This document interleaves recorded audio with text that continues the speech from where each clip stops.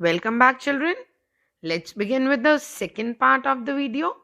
In the first part, we have already discussed about the introduction of the chapter in the kingdom of fools. Now let's begin with the summary of the chapter. Once there was a kingdom of fools. In this kingdom, both the king and the minister were idiots. They wanted to rule in a different way from other kings. They ordered that everyone should be awake at night and work, and during the daytime, everybody would sleep. One day, a guru and his disciple arrived in the city. Disciple means the student. It was the broad daylight, and everyone was asleep. As soon as the sun set, the whole town woke up and started its business.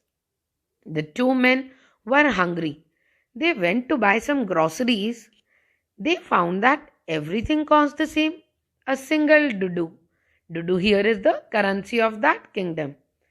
When they had cooked and eaten, the Guru realized that it would not be wise to stay in the kingdom of fools. But the disciple did not want to leave the place because everything was very cheap there. So the Guru he left the place and the disciple he stayed on. He ate his fill every day and grew fat.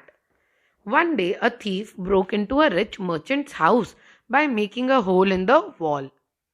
As he was carrying out his loot, the wall of the house collapsed on his head and he died instantly. The thief's brother went running to the king and complained that the merchant should be punished for not building a wall properly. Now, the king he sent for the merchant. But the merchant he pleaded that it was really the fault of the man who built the wall. Now the bricklayer was brought in. The bricklayer said that while he was building the wall, his eyes and his minds were distracted towards a girl who was dancing, a dancing girl. She was going up and down the street all day with her jingling anklets. The dancing girl was brought to the court. She gave the excuse that she had given some piece of jewelry to the goldsmith to make jewelry for her. And the goldsmith, he was a lazy fellow. He delayed the work. He made her walk up and down his house a dozen times. And when the goldsmith was brought before the king, he said that he had to attend a rich merchant's order first, as there was a wedding at merchant's house, and he was not ready to wait. That's why he made the dancer come many a times to his door.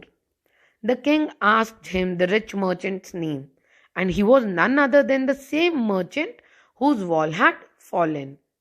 But the merchant he cried that it was not he, but his deceased father, the father who is no more alive, who had entrusted the jeweler with the job of making the ornaments.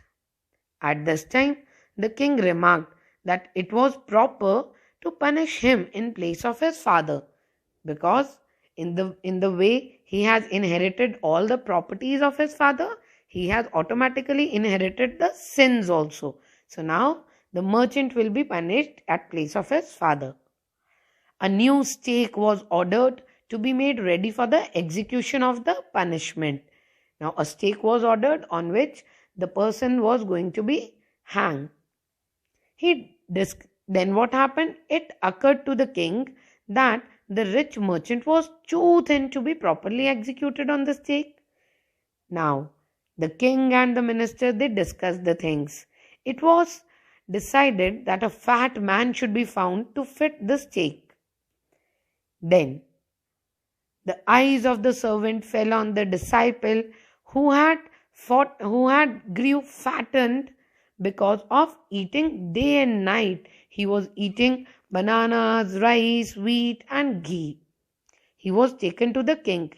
The disciple pleaded that he was innocent, but it was all in vain. While he was waiting for his death, he remembered his guru. The guru, he was having the magical powers. He saw everything. He arrived there at once to save his disciple. He whispered something in the disciple's ear. Then he requested the king to put him to the stake first. When the disciple heard this, he said that he was brought there first and so he should be put to death first. Now the king was puzzled by their behavior.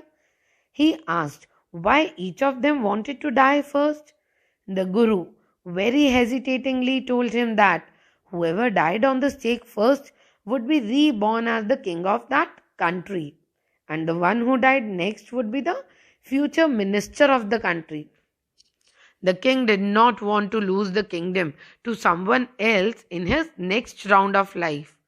So he and his minister decided to go on the stake themselves and be reborn as king and minister.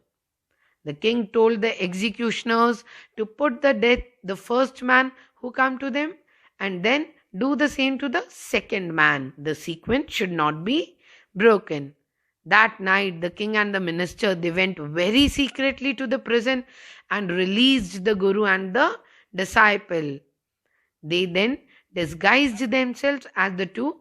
They took the form of those two who were supposed to get the punishment, and then they got themselves executed on the stake. The people now begged the Guru and the disciple that they need a king and a minister. They requested them to be the same. The two agreed and changed all the old laws. From then onwards, the night was to be the night and the day was to be the day. The place became like any other place. I hope all of you have enjoyed this story. So now I want you all to read this chapter from your books, and for any doubts you can contact me. Thank you.